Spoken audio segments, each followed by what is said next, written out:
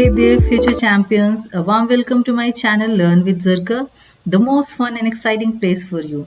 Are you ready for lots of laughter, awesome adventure, and super cool learning? So don't forget to like, subscribe, and hit the bell icon. Let's explore, learn, and have the best time together. So today I will start the chapter 7. Chapter 7 Chemical Coordination in Plants. Chemical coordination in plants में किस तरह से chemicals messengers होते हैं, जो hormone phyto hormones होते हैं, वो किस तरह से प्लांट के ग्रोथ में हेल्प करते हैं, प्लांट के अदर फंक्शंस में हेल्प करते हैं। आज इसके बारे में डिटेल से हम लोग पढ़ेंगे। So what are the plant hormones? Plant hormones होता क्या है, पहले ये समझते हैं। The movement of plant parts in are common in animals, but in plants movement are seen in the form of bending, twisting and elongation of certain parts. जानवरों में जो मूवमेंट होता है, गति होती है, जानवरों के जो पार्ट्स होते हैं उसमें जो गति होती है वो तो एक आम बात होती है, लेकिन पौधों में जो गति होती है वो किस तरह से हम देखते हैं, या तो उसका तना मुड़ता है, या तो फिर झुकता है, या तो फिर लंबा होता है। इस तरह के एक्टिविटीज, इस तरह के चीज़ों से हमें पता चलता है कि प्लांट भी मूवमेंट शो कर रहा है। These movements are caused due to changes in the external as well as the internal factors of a plant. तो ये जो movement होते हैं वो external factors और कुछ internal, कुछ बाहरी फैक्टर होते हैं, कुछ अंदरूनी फैक्टर होते हैं, जिसकी वजह से ये गति प्लांट में देखने को मिलती है। इस तरह का परिवर्तन प्लांट में देखने को मिलता है। तो such changes either is external और internal environment of an organism are called the stimuli. तो ऐसा चेंजेस जो कि बाहरी हो या अंदरूनी हो ऑर्गेनिज्म में जो देखने को मिलता है, जिसकी वजह से होता है, जो लाता है, उसे स्टिमुलाई कहते हैं। The resulting actions of the movement caused by the stimuli, और जिसकी वजह से पेड़ पौधे या ऑर्गेनिजम्स प्रतिक्रिया दिखाते हैं, जिस तरह का प्रतिक्रिया दिखाते हैं वो उसे रिस्पॉन्स कहते हैं। The difference in the movement of plants and animals is due to the different modes of nutrition. तो प्लांट में जो मूवमेंट होता है या एनिमल्स में जो मूवमेंट होता है वो दूसरे मोड ऑफ न्यूट्रिशन की वजह से होता है, अलग अलग मोड ऑफ न्यूट्रिशन की वजह से होता है। Plant synthesize their own food, जैसे कि प्लांट ऑटोट्रॉफ है, अपना खाना खुद बनाता है, इसलिए उसे ज़्यादा मूवमेंट की ज़रूरत नहीं पड़ती है। But while animals depend on the plants for their food directly और इनडायरेक्टली, लेकिन एनिमल्स जो होते हैं वो डायरेक्टली इनडायरेक्टली अपने फूड के लिए प्लांट पे डिपेंड होते हैं, और उन्हें एक जगह से दूसरी जगह जाना होता है। इसलिए एनिमल्स जो होते हैं वो बहुत ज़्यादा मूवमेंट शो करते हैं। Hence the bodily movement in plant is not needed. इसलिए प्लांट में बहुत बॉडीली मूवमेंट की ज़रूरत नहीं होती है। While it is essential in animals, जबकि एनिमल्स में बहुत ज़रूरत होती है। अगर उसे एक प्लेस से दूसरे प्लेस नहीं जाएंगे प्लांट, तो फिर वो उन्हें फूड नहीं मिल पाएगा। Although plants do not need a fast response to small changes in their immediate environment. Although plants do not need a fast response to small changes in their immediate environment. हालांकि plant बहुत ज़्यादा response नहीं show करते हैं, बहुत ज़्यादा प्रतिक्रिया नहीं दिखाते हैं एनवायरनमेंट में। They do not need a respond to light. अगर लाइट उस पर दिखाया जाए, या ग्रेविटी की बात की जाए, या सीजनल चेंजेस की बात की जाए, इन सब की वजह से हम लोग प्लांट में बहुत ज़्यादा प्रतिक्रिया नहीं देख पाते हैं। They also need to coordinate the growth of cells in the various parts of the plant body, और उन्हें ऐसा भी करना होता है कि जो प्लांट का बॉडी हो उसमें सेल्स का जो ग्रोथ होता है वो इक्वली होना चाहिए। Plants do not appear to have a nervous system. Plants में कोई नर्वस सिस्टम नहीं होता है या सेंस ऑर्गन नहीं होता। Their sensitivity and coordination is the result of a chemical coordination. उसकी सेंसिटिविटी और कोऑर्डिनेशन जो होता है वो केमिकल कंट्रोल का रिजल्ट होता है। तो plants respond to stimuli by producing chemical compounds called hormone that work as messengers. Plants respond to stimuli by producing chemical compound called hormones. Plant जो होते हैं वो स्टिमुलाई को रिस्पॉन्स करते हैं एक केमिकल कंपाउंड को रिलीज करके, जिसे मैसेंजर्स कहते हैं। These compounds are similar to the hormones that found in animals. ये कंपाउंड जो होते हैं वो हार्मोन्स से सिमिलर होते हैं और एनिमल्स में पाए जाते हैं। They are produce in one area of the plant, transported around the body of the plant and have their effects at a location far away from the site of their production. Producing chemical compounds called hormones that work as messengers. Plant respond करते हैं stimuli को chemical hormones, chemical compound release करके, जिसे hormone कहते हैं और जिसे जो कि मैसेंजर की तरह काम करता है। These compounds are similar to the hormones found in animals। ये कंपाउंड जो होते हैं बिल्कुल वैसे ही होते हैं जैसे कि हॉर्मोन्स एनिमल्स में प्रेजेंट होते हैं। They are produced in one area of the plant, transported around the body of the plant and have their effects at a location far away from the site of their production। तो जिस तरह से कि animals में hormones produce कहीं और होते हैं और उसका फंक्शन कहीं और देखने को मिलता है, बिल्कुल वैसा ही प्लांट के हार्मोन्स में भी होता है कि उसका प्रोडक्शन प्लांट के एक एरिया में होता है और उसका फंक्शन दूसरे एरिया में देखने को मिलता है। तो the main way in which plants respond to these hormones is by growth. तो सबसे इम्पॉर्टेंट जो रिस्पॉन्ड होता है इस हार्मोन को लेकर वो ग्रोथ होता है। तो in some cases growth is stimulated while in other it is inhibited. तो कुछ केसेस में क्या होता है कि हार्मोन के प्रोडक्शन से ग्रोथ स्टिमुलेट हो जाता है और कहीं कहीं इनहिबिट हो जाता है, रुक जाता है। तो sometimes one side of the plant grows more than the other which results in the bending of the shoots or roots in response to a particular stimulus। कभी कभी क्या होता है कि प्लांट के एक साइड में ज्यादा ग्रोथ देखने को मिल जाता है। ज्यादा ग्रोथ होने की वजह से क्या होगा कि वो अपनी अगली तरफ बेंड कर जाएगा। जिधर ग्रोथ ज्यादा होगा, जिधर ग्रोथ कम होगा उस तरफ वो बेंड कर जाता है। तो इस तरह से वो रिस्पॉन्ड शो करता है। The main area of the growth in the plants are the meristems. जो मेन ग्रोथ का एरिया होता है वो मेरिस्टेम्स होता है। मेरिस्टेमेटिक टिश्यूज आपको पता होगा कि प्लांट के एपिकल शूट्स पे प्रेजेंट होता है, रूट टिप्स पे प्रेजेंट होता है, शूट टिप्स पे प्रेजेंट होता है। You know that these areas occur just behind the tip of the shoot और the root. These meristems are sensitive to hormones. ये जो मेरिस्टेमेटिक सेल्स होते हैं, मेरिस्टेमेटिक टिश्यूज होते हैं, जो एरिया होते हैं वो हार्मोन्स को बहुत सेंसिटिव होते हैं। मीन्स जैसे ही हार्मोन उस पर रिलीज होगा इमीडिएट फंक्शन करना शुरू कर देता है। The hormones help to stretch the cellulose walls of the meristematic cells to facilitate division. इस तरह से हार्मोन जो होते हैं वो सेलुलोज वॉल को स्ट्रेच करने में हेल्प करते हैं। मेरिस्टेटिक सेल्स डिवीजन जो होते हैं वो फैसिलिटेट करते हैं सेल डिवीजन को। Plants respond to a variety of stimuli. Plant जो होते हैं वो बहुत तरह के स्टिमुलाई को रिस्पॉन्ड करते हैं। They are sensitive to light. वो लाइट को सेंसिटिव होते हैं। Plants respond to the direction from which light comes. Plant direction उस plants respond to a variety of stimuli. Plant जो होते हैं बहुत तरह के स्टिमुलाई को रिस्पॉन्ड करते हैं। They are sensitive to light. वो लाइट के लिए सेंसिटिव होते हैं, लाइट के टुवर्ड ग्रोथ शो करते हैं और कुछ मूवमेंट शो करते हैं। Plant respond to the direction from which lights come. किस तरफ से डायरेक्ट लाइट आ रही है, कितने इंटेंसिटी की लाइट आ रही है और कितना देर तक वो लाइट रहने वाली है, इन सबको प्लांट रिस्पॉन्ड करता है। They are also sensitive to water temperature, gravity.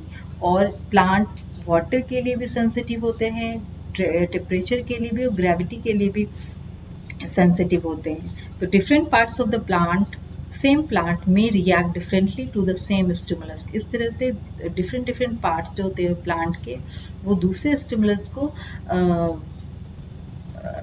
Respond करते हैं। फॉर एग्जाम्पल शूट्स जो होते हैं वो लाइट की तरफ ग्रो करता है, ठीक है, और रूट जो होता है वो ग्रेविटी की तरफ ग्रो करता है और लाइट से दूर जाता है। तो इस तरह से हम देख सकते हैं कि एक स्टिमुलस के लिए प्लांट के डिफरेंट पार्ट डिफरेंट तरह के रिस्पॉन्स शो करता है। तो term hormone was first used by William Bayliss. Term hormone जो है वो विलियम बेलिस ने सबसे पहली बार दिया था और अर्नेस्ट स्टार्लिंग ने दिया था। The term phytohormone was coined to distinguish them from animal hormones। और फाइटोहॉर्मोन्स जो है वो एनिमल हॉर्मोन्स से डिफरेंस है क्योंकि फाइटो जो होता है वो प्लांट का होता है। Let us study some plant hormones. अब हम लोगों को प्लांट हॉर्मोन्स के बारे में पढ़ना है। ऑक्सीन्स, पहला हार्मोन किसके बारे में पढ़ना? ऑक्सीन के बारे में पढ़ना है। Oxygen, the term auxin was first coined by F.W. Wendt in 1928 from the Greek word auxin which means to grow। Term oxygen जो है सबसे पहले F.W. Wendt ने इसे कॉइन किया था और कब? 1928 में। और ये ग्रीक वर्ड ऑक्सीन से आया था जिसके मतलब होता ग्रो करना, मतलब बढ़ना। It is the first growth hormone, ये पहला ग्रोथ हार्मोन है जो कि प्लांट में डिस्कवर किया गया था।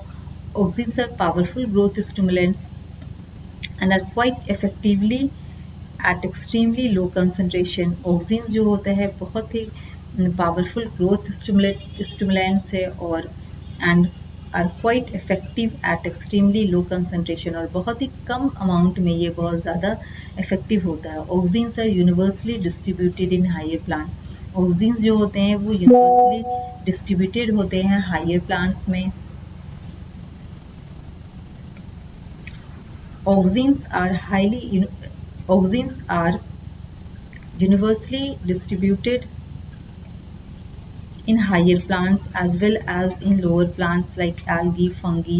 ऑक्सिन जो होते हैं वो एक तरह से डिस्ट्रीब्यूट किए हुए होते हैं हायर प्लांट्स में और लोअर प्लांट्स में भी, जैसे algae में, fungi में, इन सब में। हायर प्लांट्स में क्या होता है, they are present more in actively growing regions like shoot apex, root apex, lateral meristem etc। और हायर प्लांट्स में वो क्या होता है कि रूट एपेक्स पे प्रेजेंट होते हैं, शूट एपेक्स पे प्रेजेंट होते हैं, लैटरल मेरिस्टेम में प्रेजेंट होते हैं। इंडोल एसिटिक एसिड जो है वो main natural auxins found in plant. Indole acetic acid जो होता है वो मेन नेचुरल ऑक्सिन होता है जो कि प्लांट में प्रेजेंट होता है। Function of auxins, auxins promote the growth of stem, roots and fruits by cell elongation. Auxin जो होता है वो स्टेम के ग्रोथ को और रूट्स के ग्रोथ को और फ्रूट्स के ग्रोथ को प्रमोट करता है। किस तरह से, सेल को इलोंगेट करके, यानी एक सेल जब वो लंबा होता है तो ऑब्वियसली उसका ग्रोथ होगा, तो इस तरह से वो सेल इलोंगेशन के थ्रू प्लांट में ग्रोथ को प्रमोट करता है। During the process the cell wall is extensively increased, this hormones induce cell wall loosening और relaxation। तो इस प्रोसेस में क्या होता है कि सेल वॉल जो होते हैं वो इंक्रीज कर जाते हैं और लूज हो जाते हैं, रिलैक्स हो जाते हैं, जिसकी वजह से प्लांट इलोंगेट हो जाता है। Plant cell wall gets stretch like a rubber when put under tension। the rate of cell elongation is proportional to auxin concentration। तो जितना ज़्यादा ऑक्सिन का कंसंट्रेशन होगा उतना ही उसी हिसाब से सेल इलोंगेट करते हैं। तो stem cell elongation require more auxins in comparison to the roots. तो स्टेम, चूंकि स्टेम्स तो बहुत ज़्यादा, अगर बिग प्लांट है तो उसके स्टेम बहुत ज़्यादा लंबा होता है, तो उसमें सेल इलोंगेशन की ज़्यादा ज़रूरत होती है, इसलिए ऑक्सिन्स का ज़्यादा रिलीज होना स्टेम में होना मांगता है in comparison to the roots. Next है auxin delay leaf senescence. Auxin जो है वो लीफ की एजिंग को रोकता है, डिले करता है। Similarly auxins promote the growth of apical birds and inhibit the growth of lateral birds. Auxin जो होते हैं वो एपिकल बर्ड्स के ग्रोथ को प्रमोट करते हैं और लैटरल बर्ड्स की ग्रोथ को वो इनहिबिट करते हैं। इन majority of vascular plants apical birds dominate over lateral birds. और वस्कुलर बर्ड्स के मेजॉरिटी में जो है वो डोमिनेंट जो होते हैं over lateral birds. In majority of vascular plant apical birds dominate over lateral birds. और वस्कुलर प्लांट में जो एपिकल बर्ड्स होते हैं वो डोमिनेट होते हैं लैटरल बर्ड्स पे। तो the growth of lateral birds occurs after only after the removal of apical bud. तो लैटरल बर्ड कब ग्रो करेगा, जबकि एपिकल बर्ड हटा दिया जाएगा। अगर एपिकल बर्ड होगा तो हमेशा एपिकल बर्ड ग्रो करते, लैटरल बर्ड ग्रो नहीं कर सकते हैं। तो this phenomena of the separation of the growth of lateral buds by apical buds is called apical dominance. तो ये जो ग्रोथ का फिनोमेना है जिसमें कि एपिकल लैटरल बर्ड जो होते हैं वो उसका ग्रोथ रुक जाता है एपिकल बर्ड्स के ग्रोथ की वजह से, इसे एपिकल डोमिनेंस कहते हैं। नेक्स्ट है auxins induce rooting in the cutting of the some plants like rose, bougainvillea. Auxins क्या करते हैं कि जैसे कुछ स्टेम्स जो कटिंग होती है और स्टेम से जो पौधे लगाए जाते हैं जैसे रोज और बोगनविलिया, इसमें ऑक्सिन्स का इंपॉर्टेंट रोल होता है। इसमें रूटिंग में हेल्प करता है, उसके जड़ के ग्रोथ में बहुत हेल्प करता है ये hormone. Auxins can induce fruit formation without fertilisation in fruits like apples, tomatoes, banana. और ऑक्सिन्स फ्रूट फॉर्मेशन में हेल्प करता है किस तरह से, विदाउट फर्टिलाइजेशन। मीन्स कुछ प्लांट, कुछ फ्रूट्स ऐसे होते हैं जो फर्टिलाइजेशन प्रोसेस के बगैर ही एक अच्छे फ्रूट को डेवलप कर जाते हैं, जिस प्रोसेस को पार्थेनोकार्पी कहते हैं। So the development of fruits without fertilization is called the parthenocarpy, and this type of the fruits are called the parthenocarpic. इसके एग्जाम्पल हो जाएगा एप्पल्स एंड टोमेटोज। तो आप लोगों को पार्थिनोकार्पी क्या है ये भी पूछा जा सकता है। नेक्स्ट है gibberellins. Gibberellins are another kind of plant hormone. Gibberellin जो है वो अलग तरह के प्लांट हार्मोन है। There are different forms of gibberellins reported from different plants name GA1, GA2, GA3। तो जिब्रेलिन्स जो होते हैं वो प्लांट हार्मोन्स होते हैं। There are different form of gibberellins reported from different plants. तो डिफरेंट प्लांट से अलग अलग तरह के जिब्रेलिन नोट किए गए। जिब्रेलिन यानी कि gibberellic acid 1, 2 and 3। However, gibberellic acid GA3 is the most studied form। GA3 जो है वो सबसे ज़्यादा abundant amount में सबसे ज़्यादा इसे पढ़ा गया है। In higher plants, gibberellin are mainly distributed in meristematic regions like stem apex, root apex and buds. तो हायर प्लांट में जिब्रेलिन ज़्यादातर डिस्ट्रीब्यूट होता है स्टेम एपेक्स में, रूट एपेक्स में, बर्ड्स में, सीड्स में। Now we can see the function of gibberellin. अब हम फंक्शंस देख सकते हैं। The main function of gibberellin is to promote the growth of internodes by cell elongation. Gibberellin का मेन फंक्शन है ग्रोथ को प्रमोट करना, किसे, of internodes by cell elongation, यानी कि इंटरनोड्स जो होते हैं between the two nodes there is internodes, उसके बीच की लंबाई सेल इलॉन्गेट करते हैं और इस तरह से वो बढ़ता है। Gibberellin break seed dormancy. Seed dormancy क्या होता है? Initiate seed germination. Gibberellin seed dormancy को ब्रेक करता है और सीड जर्मिनेशन को इनिशिएट करता है। सीड डोरमेंसी वो फिनोमिना है जिसमें कि सीड जर्मिनेट नहीं करता है और the sleeping stage of the seed होती है वो सीड डोरमेंसी होती है, और जैसे ही जर्मिनेट करना स्टार्ट करते हैं तो वो सीड का जर्मिनेशन हो जाता है, जो कि सीड डोरमेंसी को ब्रेक करने के बाद आती है। They promote fruit growth and are capable of inducing parthenocarpy. वो फ्रूट ग्रोथ को प्रमोट करते हैं और कैपेबल ऑफ इंड्यूसिंग पार्थिनोकार्पी, और पार्थिनोकार्पी को भी इंड्यूस करते हैं। अभी हम लोगों ने पार्थिनोकार्पी जस्ट स्टडी किया कि व्हाट इज पार्थिनोकार्पी। पार्थिनोकार्पी हम लोगों ने किया कि development of the fruit without fertilisation is known as the parthenocarpy. तो ये भी उसे भी प्रमोट करता है। They also delay senescence. ये सेनेसेंस एजिंग को भी डिले करता है। Gibberellins widely use in horticulture and food industries. Gibberellins जो होते हैं वो हॉर्टिकल्चर, फूड इंडस्ट्रीज में बहुत यूज होते हैं। This hormones enhance longitudinal growth of internodes in dwarf plant. तो जितने भी ड्वार्फ प्लांट्स होते हैं उसमें वो लॉन्गिट्यूडनल ग्रोथ शो करता है। They are use commercially to increase the length of grapes, elongate apples and improve their shape. Gibberellic acid is used to speed up the malting process in brewing industry. इस तरह से gibberellic acid जो होता है वो malting process को speed up करता है।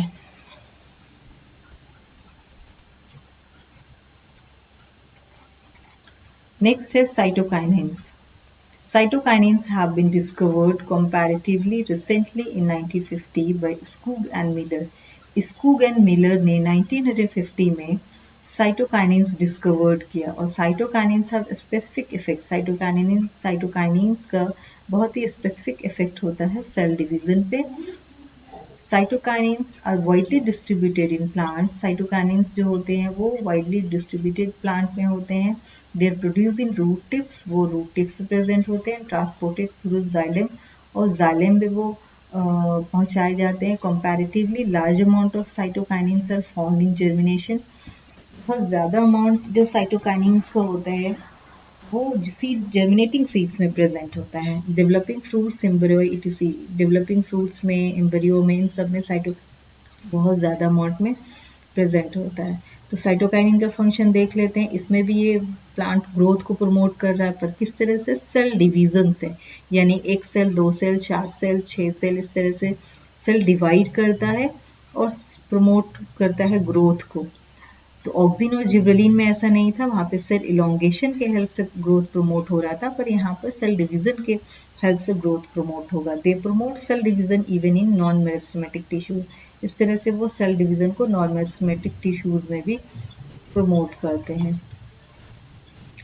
इन seeds cytokinins causes expansion of cotyledons. Seeds में साइटोकाइनेस जो होता है वो कोटिलेडोन को एक्सपैंड करने में भी हेल्प करता है. दे ब्रेक सीड डोर्मेंसी, और सीड डोर्मेंसी को ब्रेक करना और प्रमोट जर्मिनेशन, और जर्मिनेशन प्रमोट करना, सीड डोर्मेंसी को ब्रेक करना, इन सब में भी साइटोकाइनेस हेल्प करते हैं. They promote chlorophyll synthesis in chloroplast and delay leaf senescence. इस तरह से क्लोरोफिल का सिंथेसिस करने में और फिर और लीफ सेनेसेंस में ये प्रमोट करता है, मीन्स डिले लीफ की एजिंग में ये डिले करता है. Cytokinin inhibit apical dominance. Cytokinins जो होते हैं वो एपिकल डोमिनेंस को इनहिबिट करता है, रोकता है. Ethylene is only hormone which is gas at ordinary temperature. Ethylene सिर्फ एक ऐसा हार्मोन है जो कि गैसेस फॉर्म में प्रेजेंट होता है अपने ऑर्डिनरी टेम्परेचर पे. It is produce in fruits and remain in the same fruit. ये फ्रूट में प्रोड्यूस होता है और ये फ्रूट में ही रह जाता है. Therefore unlike another hormone, its sites of synthesis and site of action are not different. इसलिए और सब हार्मोन्स की तरह इसका सिंथेसिस साइट और सिंथेसिस एक्शन जो होता है, साइट ऑफ एक्शन, वो अलग नहीं है, एक ही जगह है. A gas causing ripening of fruits was the first found to be emanating from orange, which help in the ripening of bananas when stored together.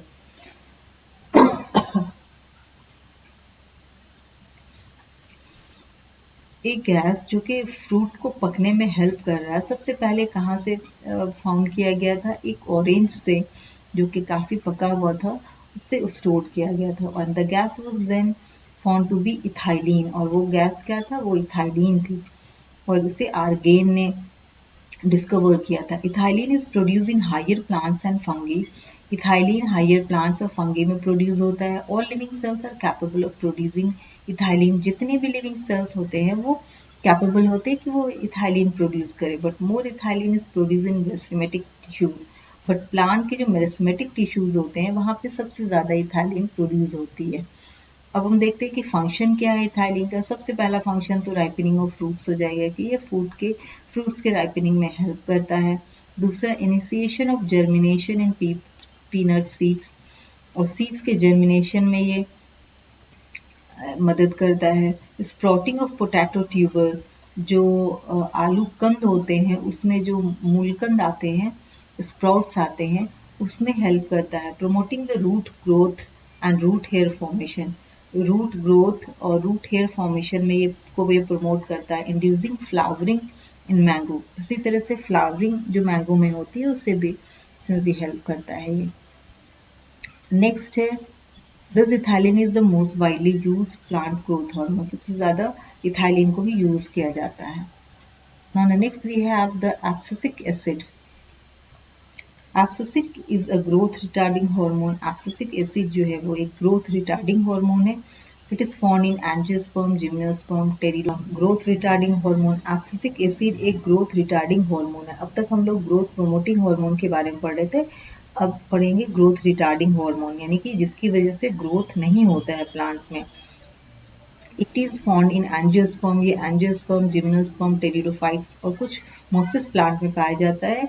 It is found in the chloroplast, और ये leaf के chloroplast organelle में present होता है. Fruits and the seeds contain the highest amount of abscisic acid. Fruits और seeds में सबसे ज्यादा अमाउंट में एब्सिसिक एसिड प्रेजेंट होते हैं. तो अब देखें, एब्सिसिक एसिड्स जो होते हैं act as a general plant growth inhibitor. Abscisic acid जो है वो जनरल ग्रोथ इनिबिटर के फॉर्म में काम करता है by slowing down the plant metabolism. Plant metabolism को स्लो डाउन करने के लिए. Abscisic acid inhibit seed germination. इसी तरह से एब्सिसिक एसिड जो होते हैं वो सीड जर्मिनेशन को रोकता है, डेवलपमेंट को रोकता है. इट इंड्यूसेस सीड डोर्मेंसी, और ये सीड डोर्मेंसी को भी इंड्यूस करता है. thereby help the seeds to withstand desiccations. और लीफ को जो एक्सट्रीम ड्राइनेस, इससे भी ये एब्सिसिक एसिड इंड्यूस करता है सीड डोर्मेंसी को. डेसिकेशंस को और सब फैक्टर्स को जिसकी वजह से ग्रोथ नहीं होते हैं। It accelerates senescence and abscission, ये लीफ एजिंग और लीफ के फॉलिंग को भी एक्सेलरेट करता है, बढ़ावा देता है। Abscisic acid stimulate the closure of stomata, ये स्टोमाटा के क्लोजर को भी स्टिमुलेट करता है in the epidermis and increases the tolerance of the plant.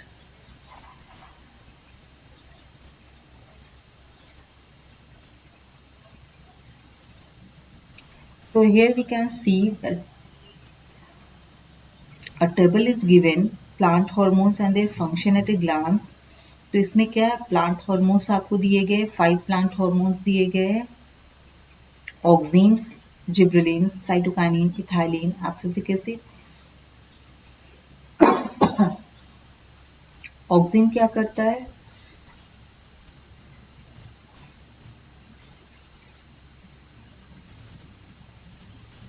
Oxygen का सिंथेसिस मेरिस्टेमेटिक टिश्यूज में होता है और ये सेल इलोंगेशन करता है, ये ग्रोथ को प्रमोट करता है।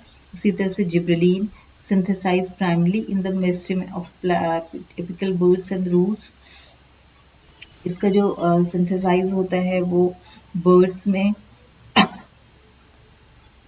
रूट्स में होते हैं, help in cell stem elongation, और ये स्टेम इलोंगेशन में हेल्प करता है, इस तरह से एक ग्रोथ को प्रमोट करता है।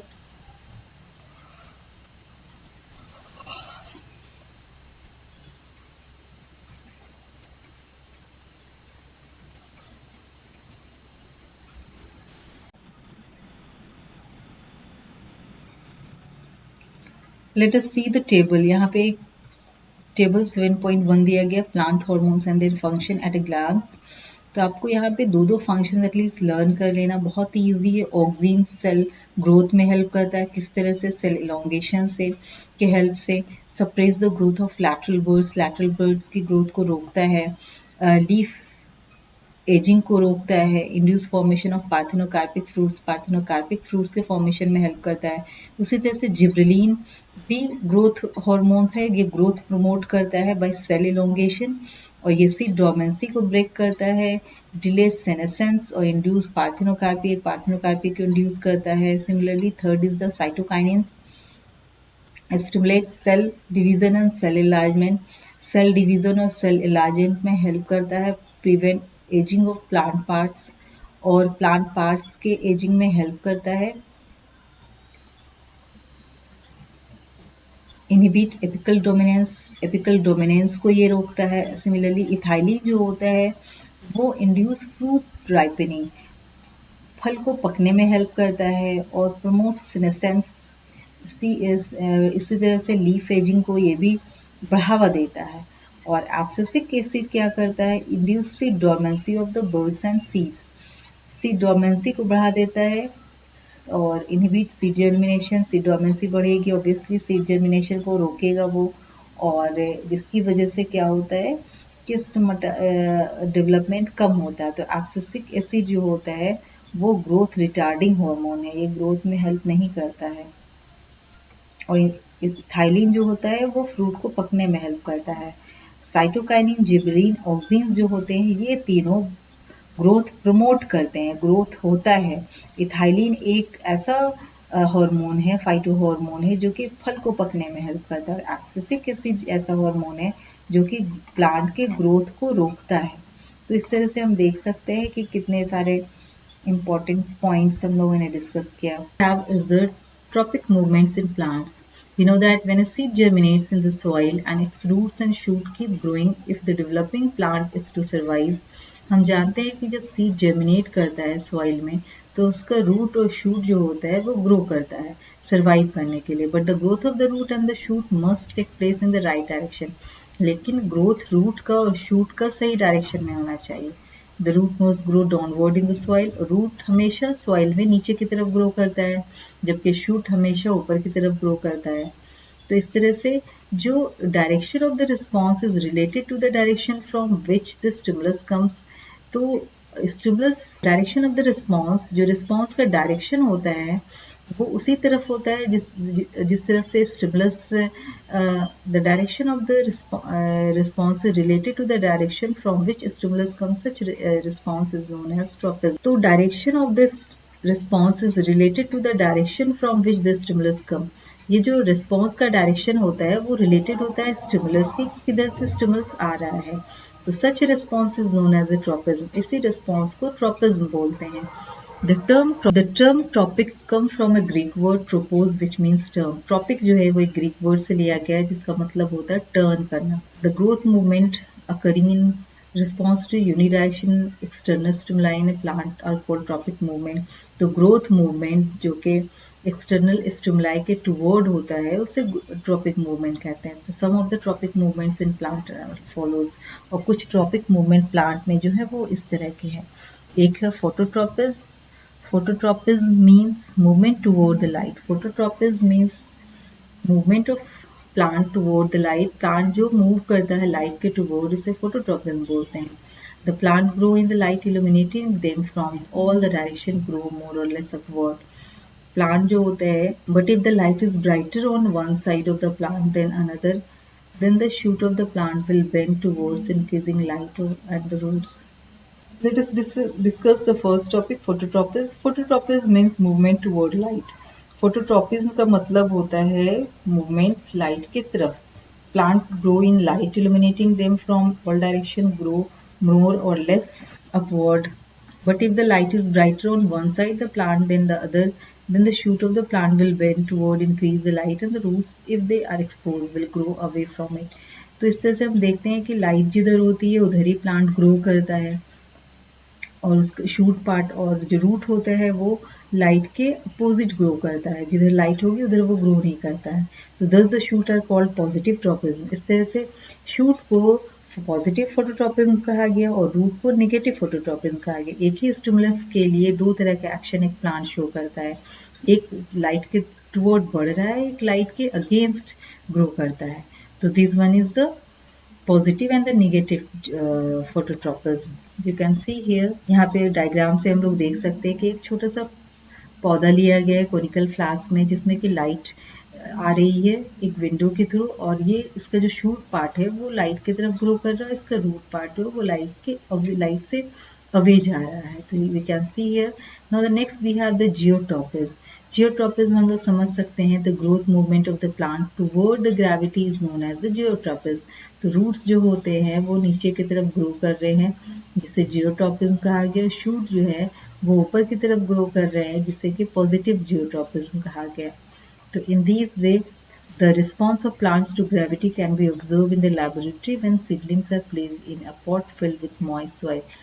तो ग्रेविटी जो होती है वो इसे हम लोग इजीली अपने घर में भी देख सकते हैं किस तरह से पॉजिटिव और नेगेटिव जियोट्रोपिज्म वर्क करता है। The next we have is the hydrotropism. Movement of plant parts in response to water. Water के रिस्पॉन्स में जो प्लांट मूवमेंट शो करता है उसे हाइड्रोट्रोपिज्म कहते हैं। When A plant part grow toward the source of moisture, जब वो मॉइस्चर की तरफ ग्रो करता है उसे पॉजिटिवली हाइड्रोट्रोपिज्म कहते हैं, और जब वो वाटर के अगेंस्ट ग्रो करता है, उससे दूर जाता है, तो उसे नेगेटिव हाइड्रोट्रोपिज्म कहते हैं। थिग्मोट्रोपिज्म क्या है? The growth movement of plant parts in response to touch.